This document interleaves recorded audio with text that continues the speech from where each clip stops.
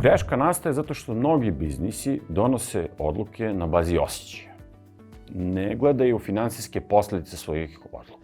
Možemo da vidimo kako prilike izgleda ovaj ROI na uzorku svih velikih i srednjih firmi u našoj zemlji.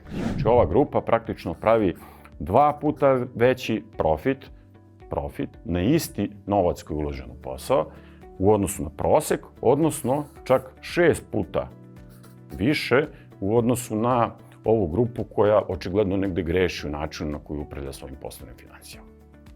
I onda kada tako gledaju na biznis, njima izgleda da je ovo jedna savršena priča, jer takav način vođenja biznisa, koliko god da je radio nekada dok je firma bila mala, sada više ne funkcioniše, finansijski plan.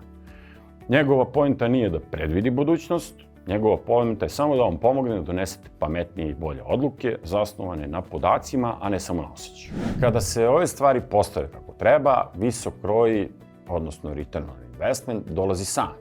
Biznisom se lakše upravlja, stvari su predvidivije, raste se na zdravim temeljima, sigurno.